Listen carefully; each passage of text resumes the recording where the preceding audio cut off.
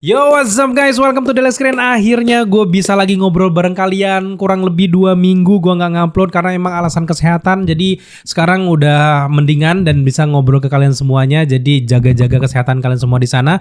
Tapi sekarang moga aja pembahasan kita ini nggak terlalu telat. Ini berkaitan dengan project selanjutnya dari DC Universe yang dicibir di internet sana terkait dengan trailernya, yaitu series Lantern yang udah mengeluarkan official teaser ya. Karena memang official teaser ini menuai pro kontra untuk orang yang beneran nungguin project Green Lantern, karena emang sepanjang teaser mereka nggak ada ngelihat green-greennya gitu. Padahal ini memang project Green Lantern. Memang bener sih judulnya cuman Lantern, belum ada greennya. Mungkin awal mula terjadi nanti film Green Lantern gitu ya.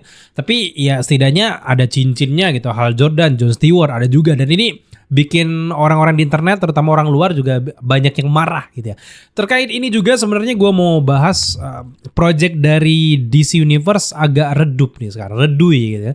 Dimana memang kita faktanya James Gunn nggak terlalu agresif lagi terkait dengan DC Universe ini. Apalagi sekarang lagi marak banget gonjang-ganjing penjualan dari Warner Bros. Dan kabarnya Netflix sebelumnya berhasil mau beli. Tiba-tiba akhirnya Warner Bros. Memberikan tawaran. Akhirnya Netflix gagal beli si Warner Bros. Ini dan akhirnya beralih ke Paramount Pictures yang berhasil ngambil si Warner Bros. Ini. Dan ini menjadi dilema juga untuk DC Universe ya. Termasuk juga dengan Zack Snyder yang punya hubungan baik dengan kedua PH ini, baik Netflix ataupun Paramount. Dan Zack Snyder pun mulai memberikan beberapa clue-clue bahwa bakal ada project-project terkait dengan DC lagi. Apakah nantinya Superman versi Henry Cavill balik lagi, kita nggak tahu. Tapi nasib dari James Gunn benar-benar kayak hilang aja gitu. Dan beberapa ini benar-benar kayak dia kayak kurang semangat aja kalau gue perhatikan gitu. Mungkin gue berlebihan gitu, tapi emang ya biasa aja gitu. Dan terkait dengan project dari DC ke depan pun agak kurang head to head sama Marvel juga ya Pak. Gue ngomongin fakta ya, karena emang Supergirl lawannya Superman Brand New Day itu kayak oke lah, meskipun nggak bisa dibandingkan karena ini memang universe baru, tapi ya agak jauh nih kalau mau head to head sama Marvel. Jadi gue berharap banget semoga James Gunn ke depan bisa lebih mantep lagi gitu, juga lebih semangat lagi. Sekarang kita balik lagi pembahasan tentang official teaser dari Green Lantern. Kayaknya memang kalau gue lihat sini, terlepas dari gonjang-ganjing dari isu-isu itu, Lantern ini memang awal mula gitu. Kayak origin story, tapi bukan origin story, tapi lebih ke pelatihan dari era Green Lantern yang baru. Dan sekarang kayaknya John Stewart ini yang memerankan Aaron Pierce sedang dimentorin sama Hal Jordan. Kalau kita lihat dari Hal Jordan udah capek, udah letih kayak gitu, jangan-jangan memang bakal dibikin mati ya di seriesnya nanti, karena emang nggak fokus nanti kalau memang ada 2 Green Lantern di seriesnya. Mungkin di seriesnya di akhir ya, mungkin bakal meninggal. Itu yang bikin proses dari John Stewart tuh bikin dia pengen jadi superhero ya, pengen menjaga si legacy dari Green Lantern yang dipercayakan dari planet Oa itu ya datang, dan ini dipercayakan di bumi itu penerusnya adalah si John Stewart. Ya menurut gue aman aja gitu. Tapi kalau gue lihat dari konsep dari ceritanya, jelas ini memang kiblatnya adalah true detective, kayak mencari teka-teki misterius gitu, memecahkan masalah kayak gitu, dan mereka menjaga bumi gitu. Yang pertanyaannya di sini adalah apakah nanti ada unsur luar angkasa apa enggak, dan gue ragu bakal ada sih, karena memang sebenarnya kan pelatihan dari Green Lantern tuh ada di planet Oa kan, di planet base camp utama mereka, sedangkan ini kita nggak lihat. Kayaknya memang Hal Jordan udah nemuin pengganti dari Green Lantern, ceritanya akan sedikit diubah, dan akhirnya ditunjuklah si John Stewart ini sebagai mentor baru nanti untuk calon-calon Green Lantern selanjutnya, Lantern Corps mungkin ya, yang akan dibentuk di bumi. Yang jadi banyak kontroversi itu kan tentang kostumnya ya. Ini kostumnya benar-benar ya gue akui sih memang ini ya green-greennya tuh agak kurang ya, lebih ke coklat daripada green, brown ya. Jadi gue rasa ya jangan-jangan yang memang green itu ada di bagian ini guys, yang tertutup ini, karena emang ini kostum punya Hal Jordan. Itu pembelaan gue ya. Ini kayaknya memang udah sering dipakai sama Hal Jordan, udah usang, usianya udah cukup panjang. Sedangkan yang ini nih untuk anggota baru, nanti bakal green gitu. Jadi kita bakal lihat nanti. Meskipun gue agak ragu, tapi gue yakin bahwa yang kostum yang ini itu green ya. Jadi ini mungkin kostum miliknya si John Stewart ya. Jadi aman aja, karena emang gue lihat dari sini Hal Jordan udah melang buana, udah letih banget. Jadi dia butuh pengganti yang nantinya mungkin dia bakal tewas lagi-lagi, karena emang ke depan mungkin bakal dijadikan film, akan bergabung dengan crossover dari Hall of Justice mungkin, atau Justice League versi James Gunn, kita bakal lihat. Tapi ini proses transisi awal sebelum John Stewart benar-benar jadi Green Lantern gitu. Karena memang pusat cerita dari series ini, Hal Jordan juga John Stewart menuju ke kota kecil namanya adalah Nebraska.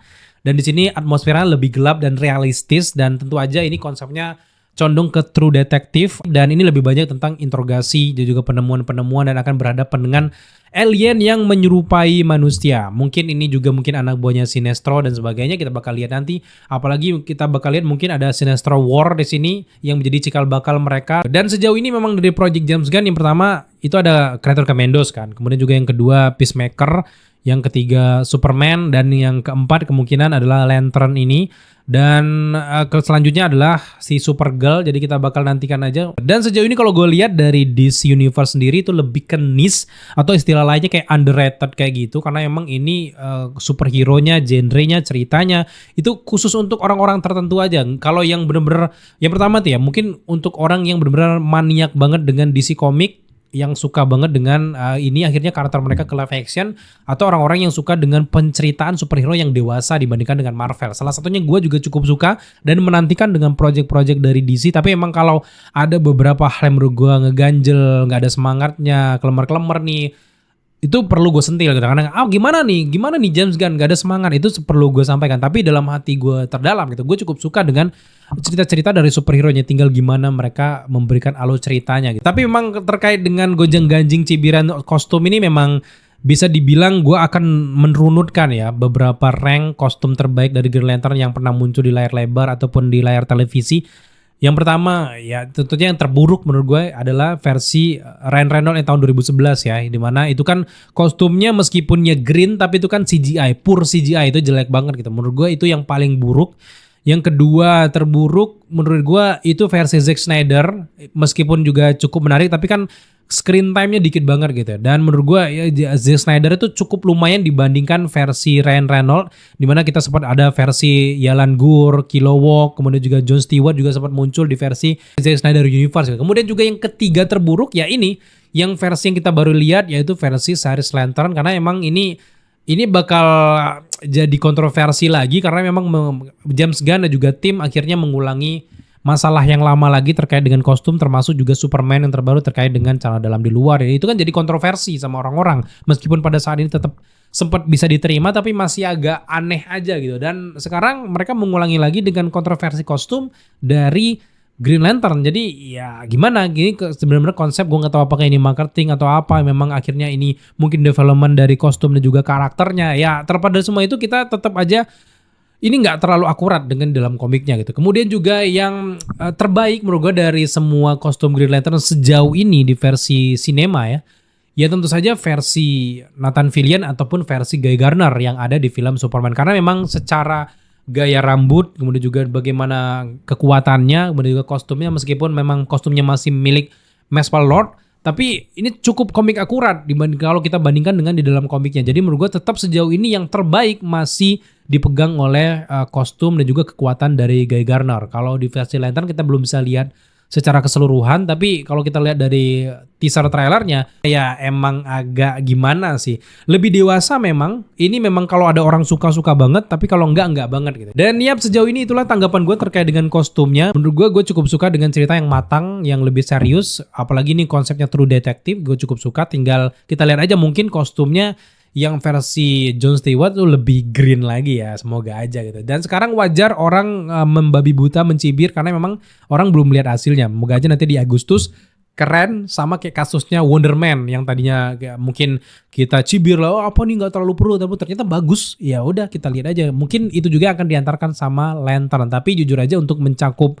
semua orang secara luas kayaknya belum ya untuk Lantern. Semoga aja. Gue khawatir banget dengan DC Universe, arahan dari James Gunn ini yang tadinya menggebu-gebu banget di awal dengan hadirnya Superman, tapi dengan Superman yang nggak terlalu sukses banget itu, menurut gue ya mereka harus benar-benar berjuang lagi bikin sesuatu yang bagus gitu. Semoga aja nanti ketika dimiliki 100% sama Paramount Pictures, petinggi dari Paramount tetap pengen melanjutkan DC Universe versi James Gunn gitu. Nantikan terus konten-konten kita selanjutnya karena kita bakal setia untuk membahas tentang dunia per superhero, termasuk juga gua udah nonton beberapa film yang bakal tayang di Lebaran nanti, salah satunya Nawila, Suzana, dan next mungkin kita bakal nonton Pelangi di Mars gitu. Jadi nantikan aja reviewnya untuk teman-teman semuanya. Gue bakal terus siapin untuk kalian semuanya. Pantengin channel ini. Buat teman-teman yang mungkin nonton video ini tapi belum subscribe, subscribe kalian penting banget karena ini bakal bikin gue semangat untuk bikin konten setiap harinya. So, sampai jumpa di video pembahasan selanjutnya.